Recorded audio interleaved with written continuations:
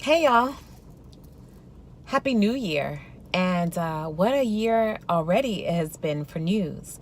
You guys already know what I want to talk about, so I'm going to jump right into it. It's R. Kelly and the fact that these young girls and now some women are coming out saying that he molested them when he was a child and that we already know, was engaged in child pornography.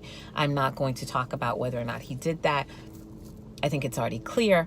I'm also not going to talk about whether or not the girls did anything to deserve that. I'd be mad at you if you said that they did. What I am going to talk about is some other issues that people are not talking about. One thing that I want to get out of the way right now, there's a question going around. Do black girls' lives matter? And I think I saw Jada Pinkett Smith saying that was a question she was perplexed about. She can't believe that that's the state of things in the United States of America. That, to me, first of all, blows my mind. I'm not quite sure how anyone has lived in America for as long as 2 or 3 years or 9 years and not figured out that black girls' lives do not matter. I knew that when I got here I was about 9 years old in the 3rd grade. My favorite teacher was Mrs. Featherman. Miss Featherman was my music teacher, and I used to sing, so we were really close. And one day she pulls me aside. She says, Addie, what do you want to be when you grow up? And I think she was expecting that I was going to say a singer. And I said, I want to be a lawyer. She said, a lawyer? Why would you do that? I'm thinking, what's wrong with a lawyer? Am I not smart enough? Does she think I'm not smart? Or maybe she just thinks I'm a better singer than I am like a talker. I'm not sure why. So she tells me that I cannot be a lawyer because I'm black and I'm a woman. How about that? Well, I made sure that I grew up and became a lawyer because you told me I couldn't, and I think I can. So the question about do black girls' lives matter? No. It has never mattered to anybody except for black girls themselves and a few people who cared for us. But to larger society, no, it has never mattered. So now that we know it does not matter, let's talk about some things that do matter, some things that we can change. First thing I want to talk about is this culture of silence that we have in the black community, in the black families. I'm going to let you in on a little secret. That's really not a secret, and I don't really care about anybody knowing. But I was molested as a child. I and a whole bunch of my friends who are now professionals. And none of us told anyone until we became adults. And the reason why is not only because we thought the larger society would not protect us and would not believe us, but that was evident even in our homes. So for all the people watching R. Kelly and upset about how he treated these girls, and I mean, you guys are just mad that he got away with this, not trying to listen to his music. What I want you to do is I want you to look at your own house. I want you to think about your niece, your daughter, your granddaughter, who was sexually molested by your son, your uncle, your grandfather, your husband. And I want you to think about how nobody called the police. Nobody reported it.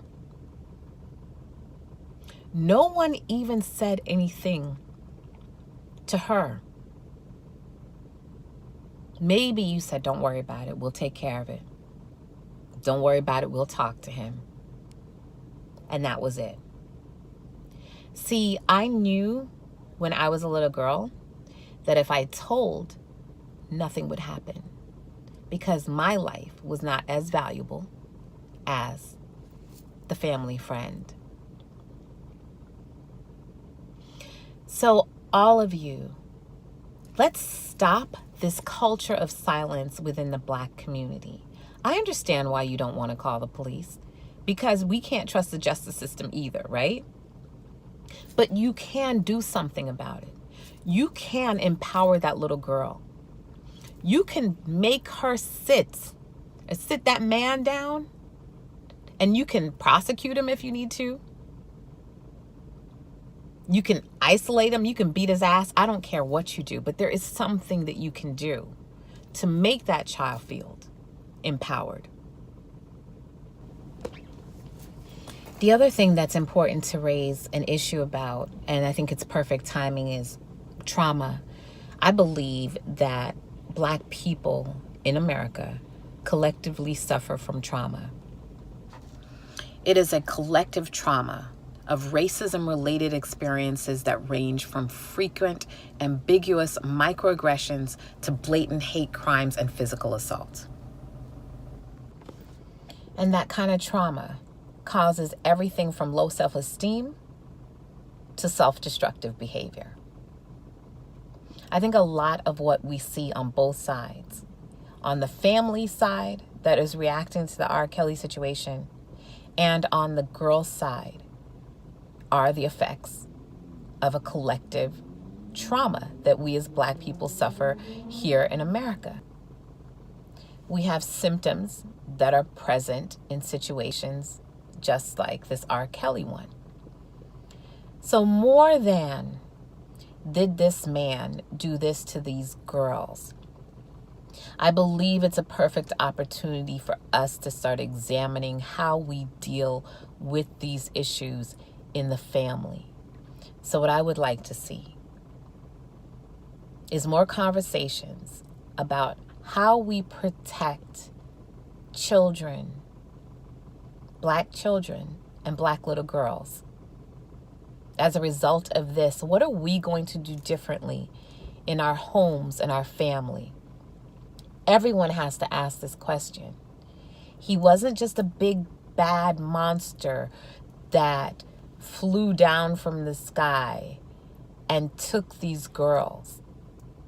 It was a whole bunch of things that worked together like a perfect storm.